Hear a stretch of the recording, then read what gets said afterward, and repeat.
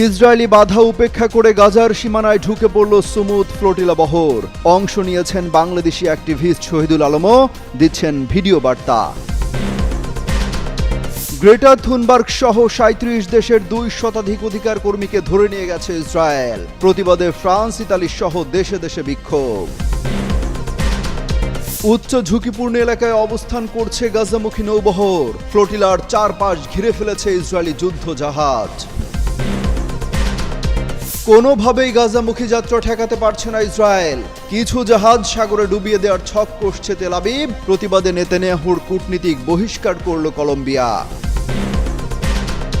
এবার সরকার পতন আন্দোলনে উত্তাল মরক্কো।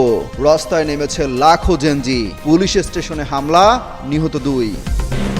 ফিলিস্তিনের গাজার জলসীমায় প্রবেশ করেছে বৈশ্বিক ত্রাণবাহী বহর গ্লোবাল সমুদ ফ্লোটিলার একটি জাহাজ। সেই সাথে বহরের আরও বহু জাহাজ গাজার উপকূলের দিকে অগ্রসর হচ্ছে। আন্তর্জাতিক সংবাদ মাধ্যম আল জাজিরা জানাচ্ছে, গ্লোবাল সমুদ ফ্লোটিলার লাইভ ট্র্যাকার অনুযায়ী মিকেনো নামের একটি জাহাজ ইতিমধ্যে গাজার আঞ্চলিক জলসীমায় প্রবেশ করেছে। তবে সেটি ইসরায়েলি বাহিনী আটক করেছে কিনা তা এখনও পরিষ্কার নয়। এদিকে আরও ২৩টি জাহাজ গাজার দিকে অগ্রসর হচ্ছে। গ্লোবাল সমুদ ফ্লোটিলার তথ্য বলছে, বর্তমানে কার্যকর জাহাজের সংখ্যা দাঁড়িয়েছে ২৪টি। এর কয়েকটি ইতিমধ্যেই গাজার কাছাকাছি পৌঁছে গেছে। গ্লোবাল সমুদ ফ্লোটিলা মূলত সমুদ্রপথে গাজায় ত্রাণ পৌঁছে দেওয়ার একটি আন্তর্জাতিক উদ্যোগ। এই নৌবহরে রয়েছে ৪০টিরও বেশি জাহাজ।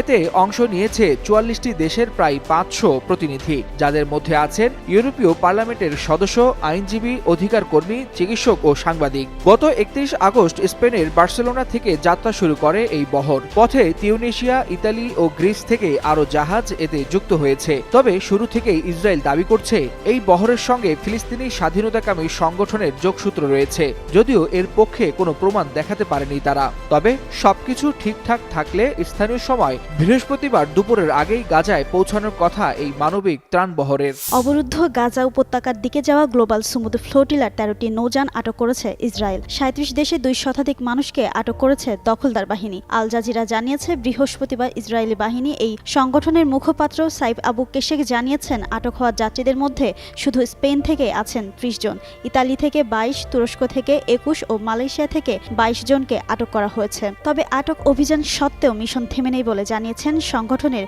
মুখপাত্র। এখনও প্রায় ৩০টি নৌকা ভূমধ্যসাগর পেরিয়ে গাজায় পৌঁছানোর চেষ্টা করছে। ৩১ আগস্ট স্পেনের বার্সেলোনা থেকে যাত্রা শুরু করে এই বৈশ্বিক ত্রাণ মিশন। ৪০টিরও বেশি নৌযানে রয়েছেন প্রায় ৫০০ মানুষ, যার মধ্যে আছেন ইউরোপীয় পার্লামেন্টের সদস্য, আইনজীবী, চিকিৎসক, সাংবাদিক ও মানবাধিকার কর্মীরা। বর্তমান বিশ্বের সবচেয়ে দীর্ঘস্থায়ী ও জটিল দ্বন্দ্বগুলোর একটি ইসরায়েল প্যালেস্টাইন সংকট। এই সংকট শুধু রাজনৈতিক নয়, বরং মানবিক, নৈতিক এবং আন্তর্জাতিক আইনের প্রশ্নেও গভীর প্রভাব ফেলেছে। সাম্প্রতিক সময়ে গাজায় চলমান অবরোধ ভাঙতে উদ্যোগ নেওয়া গ্লোবাল সমুদ ফ্লোটিলা নতুন করে এই সংকটকে বৈশ্বিক আলোচনার কেন্দ্রবিন্দুতে নিয়ে এসেছে। ইসরায়েল কর্তৃক গ্লোবাল সমুদ ফ্লোটিলার কয়েকটি জাহাজ আটকে দেওয়ার ঘটনা আন্তর্জাতিকভাবে তীব্র প্রতিক্রিয়ার জন্ম দিয়েছে। এই ফ্লোটিলা গাজায় চলমান অবরোধ ভাঙার উদ্দেশ্যে ঔষধ ও খাদ্যসহ মানবিক সহায়তা পৌঁছে দিতে যাত্রা করেছিল। এতে অন্তর্ভুক্ত ছিল প্রায় ৪৫টিরও বেশি জাহাজ এবং ৫০০রও বেশি সংসদ সদস্য, আইনজীবী ও মানবাধিকার কর্মী, যার মধ্যে একটি ইতালীয় প্রতিনিধি দলও ছিল। ইসরায়েল বহুবার তাদের ফিরে যাওয়ার বার্তা দিলেও ফ্লোটিলা এই আহ্বান উপেক্ষা করে এগিয়ে যায়। এই ঘটনার পরপরই ইতালির বিভিন্ন শহরে তীব্র বিক্ষোভ শুরু হয়। দক্ষিণাঞ্চলের নেপলসে বিক্ষোভকারীরা রেল স্টেশন দখল করে ট্রেন চলাচল বন্ধ করে দেয়। রাজধানী রোমে টার্মিনি রেলওয়ে স্টেশনের আশপাশে জমায়েত হওয়া মানুষদের পুলিশ ঘিরে রাখে। শুধু ইতালিই নয়, সামাজিক যোগাযোগ মাধ্যমে ছড়িয়ে পড়া ভিডিওতে দেখা যায় ফ্লোটিলার উপর হামলার প্রতিবাদে স্পেন, বার্লিন, এথেন্স ও ইস্তাম্বুলের রাজপথে নেমে আসে হাজার হাজার মানুষ।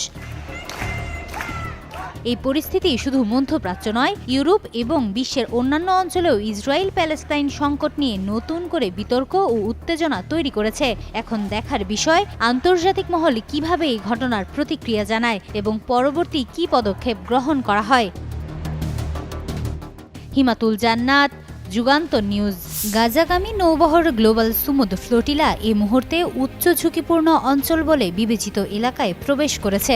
অঞ্চলটি গাজা উপকূল থেকে 150 নটিক্যাল মাইল 278 কিলোমিটার দূরে, যেখানে আগের ফ্লোটিলাগুলোকেও ইসরায়েলি বাহিনী থামিয়ে দিয়েছিল।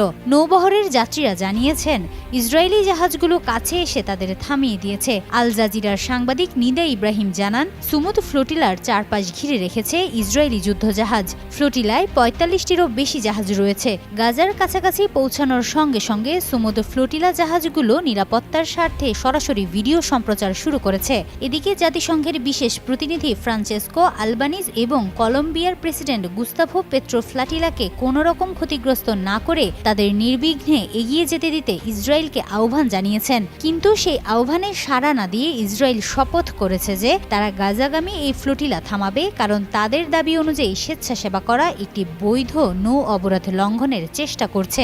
ইসরায়েলি নৌবাহিনী নৌবহরের সঙ্গে যোগাযোগ করে তাদের পথ পরিবর্তনের নির্দেশ দিয়েছে।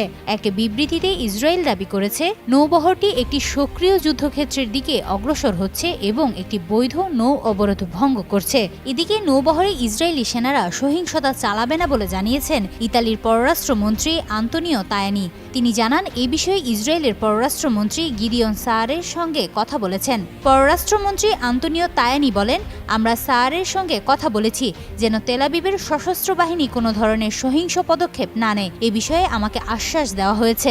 ইসরায়েলের চোখরাঙানি উপেক্ষা করে ফিলিস্তিনের গাজা উপত্যকার কাছাকাছি পৌঁছে গেছে ইতিহাসের অন্যতম সাহসী মানবিক মিশন গ্লোবাল সুমুদ ফ্লোটিলা। ইতোমধ্যে ত্রাণবাহী ছোট ছোট নৌকাগুলো এখন গাজার কাছে চরম ঝুঁকিপূর্ণ এলাকায় পৌঁছেছে।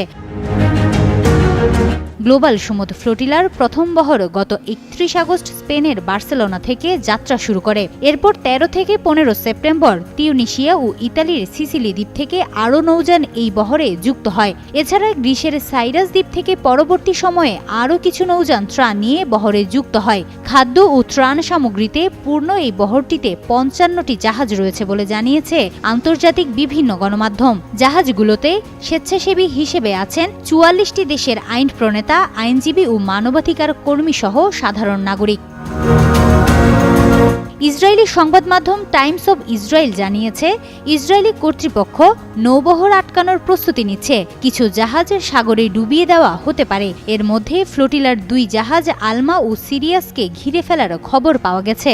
গাজা অভিমুখী এই মিশনের আয়োজকরা বলছেন, ইসরায়েলি 2টি যুদ্ধজাহাজ দ্রুত গতিতে এসে বহরের 2 জাহাজকে ঘিরে ফেলে। এ সময় সব ধরনের নেভিগেশন ও যোগাযোগ ব্যবস্থা অচল হয়ে যায়। রয়টার্স বলেছে, আন্তর্জাতিক ওই নৌবহরের কিছু যোগাযোগ ব্যবস্থা পুনরায় সচল হয়েছে বলে ধারণা করা হচ্ছে। 2023 সালে যুদ্ধ শুরু করার পর থেকে এখন পর্যন্ত গাজায় 66,000-এরও বেশি ফিলিস্তিনি নিহত হয়েছেন। আহতের সংখ্যা 1.5 লাখ ছাড়িয়ে গেছে। ইসরায়েলের মুহুর্মুহু হামলা সত্ত্বেও লাখ লাখ ফিলিস্তিনি নাগরিক পরিবার পরিজন নিয়ে গাজা সিটিতে থেকে গেছে। তাদের অনেকেরই সেই এলাকা ছেড়ে যাওয়ার মতো অর্থ বা সক্ষমতা নেই। এদের বেশিরভাগ মানুষই মানবিক সহায়তার উপর নির্ভর করেন, কারণ সেখানকার জরুরি পরিষেবাগুলো বন্ধ বা সরিয়ে নেওয়া হয়েছে। এই পরিস্থিতিতে মানবিক মিশন গ্লোবাল সুমুদ ফ্লোটিলা যাত্রা শুরু করে গাজার উদ্দেশ্যে। এর মধ্যে ইসরায়েলের নানা বাধার সম্মুখীন হচ্ছে। সুমুদ ফ্লোটিলা নামের এই নৌবহরের অন্তত 8টি নৌকা থামিয়ে দেওয়া হয়েছে। সেখান থেকে বেশ কয়েকজন অধিকার কর্মীকে আটক করেছে ইসরায়েলি সেনারা। তাদের মধ্যে সুইডিশ অধিকার কর্মী গ্রেটা থুনবার্গ রয়েছেন। শেষ পর্যন্ত ওই ত্রাণবাহী জাহাজগুলো কতটা সফল হতে পারে তার দিকেই কৌতূহল বিশ্ববাসীর। হিমাতুল জান্নাত, যুগান্তর নিউজ। ফ্লোটিলায় হামলা ও ত্রাণবহর আটককে কেন্দ্র করে তেল আবিবের সঙ্গে সব সম্পর্ক ছিন্ন করল কলম্বিয়া। বহিষ্কার করা হলো ইসরায়েলের পুরো কূটনৈতিক প্রতিনিধি দলকে। একই সঙ্গে বাতিল হলো মুক্ত বাণিজ্য চুক্তি। স্থানীয় সময় বুধবার সামাজিক যোগাযোগ মাধ্যমে জারি করা আদেশে প্রেসিডেন্ট গুস্তাভো পেত্রো ঘটনাটিকে আখ্যা দেন নতুন আন্তর্জাতিক অপরাধ হিসেবে। তার দাবি, এটি আন্তর্জাতিক আইন ও জেনেভা কনভেনশনের স্পষ্ট লঙ্ঘন। এর আগেই গাজামুখী ফ্লোটিলায় 2 কলম্বিয়ান নাগরিক আটক হওয়ার পর বাণিজ্য চুক্তি স্থগিতের ইঙ্গিত দিয়েছিলেন তিনি। শুধু তাই নয়, গাজায় গণহত্যায় সহযোগিতার দায়ে মার্কিন প্রেসিডেন্ট ডোনাল্ড ট্রাম্পের শাস্তির দাবিও তুলেছেন কলম্বিয়ার প্রেসিডেন্ট। এমনকি মন্ত্রিসভায় প্রশ্ন তুলেছেন আন্তর্জাতিক আইনের আওতায় নেতানিয়াহুকে কেন গ্রেফতার করছে না যুক্তরাষ্ট্র। একদিকে ইসরায়েল বিরোধী কঠোর অবস্থান, অন্যদিকে যুক্তরাষ্ট্রের সঙ্গে সম্পর্কে টানাপোড়েন, সব মিলিয়ে ল্যাটিন আমেরিকায় ভূ রাজনীতিতে নতুন রহস্য তৈরি করছে কলম্বিয়ার এই সিদ্ধান্ত। আফ্রিকান দেশ মরক্কো এখন জেনজিদের লাগাতার বিক্ষোভে উত্তাল। প্রধানমন্ত্রী আজিজ আখানুচ্চের পদত্যাগের দাবিতেই তরুণ প্রজন্মের আন্দোলন ক্রমশ দানা বাঁধছে। এরপর থেকে বিক্ষোভের স্ফুলিঙ্গ দ্রুত ছড়িয়ে পড়েছে দেশের অন্যান্য অংশে। বুধবার পরিস্থিতি মারাত্মক রূপ নেয় উপকূলীয় শহর আগাদিরের লাকলিয়া এলাকায়। রয়টার্সের প্রতিবেদন অনুসারে একদল বিক্ষোভকারী লাকলিয়ার একটি পুলিশ স্টেশনে হামলা চালায়। তাদের উদ্দেশ্য ছিল সেখান থেকে অস্ত্রশস্ত্র লুট করা। আইন শৃঙ্খলা রক্ষাকারী বাহিনী এ সময় তাৎক্ষণিক পদক্ষেপ নেয়। গুলি এবং টিয়ারশেল নিক্ষেপ করে তারা বিক্ষোভকারীদের ছত্রভঙ্গ করার চেষ্টা করে। এই সংঘর্ষে ঘটনাস্থলেই 2 জন বিক্ষোভকারী নিহত হন। এছাড়া আরও কয়েকজন আহত হয়েছেন বলে জানা গেছে। সংঘর্ষের সময় অনেক বিক্ষোভকারীর হাতেই ছিল ছোড়া, তবে পুলিশের মুহুর্মুহু গুলি ও টিয়ার শেলের মুখে তারা এই অস্ত্র ব্যবহারের সুযোগ পাননি। ক্রোধে উন্মত্ত বিক্ষোভকারী এর পরেই সহিংস হয়ে যায়। তারা পুলিশ স্টেশন এবং কর্তব্যরত পুলিশের যানবাহনে অগ্নিসংযোগ ঘটায়। পর্যটন নগরী মারাকেশেও একই রকম সহিংসতা দেখা যায়। সেখানে জেনজি বিক্ষোভকারীরা একটি পুলিশ স্টেশনে আগুন ধরিয়ে দেয়। পাশাপাশি তারা কয়েকটি ভবন ও দোকানে ভাঙচুর চালায়। মরক্কোর অর্থনৈতিক পরিস্থিতি এই বিক্ষোভের অন্যতম প্রধান কারণ। দেশটির বেকারত্বের হার বর্তমানে 12.8%, যা দেশের তরুণ জনগোষ্ঠীর মধ্যে বেকারত্বের হার আরও উদ্বেগজনক। জেনজি প্রজন্মের এই আন্দোলনের মূল চালিকা শক্তি অর্থনৈতিক ও সামাজিক হতাশা। তাদের প্রধান দাবি ক্রমবর্ধমান বেকারত্বের অবসান, জাতীয় জীবন থেকে দুর্নীতি দমন, শিক্ষা ও স্বাস্থ্য পরিষেবার মানের উল্লেখযোগ্য উন্নতি সাধন করা। এই বিক্ষোভের প্রধান সংগঠন হল জেনজি 212 নামের একটি সংগঠন। তারা গত কয়েকদিন ধরে সামাজিক যোগাযোগ মাধ্যমকে ব্যবহার করছে।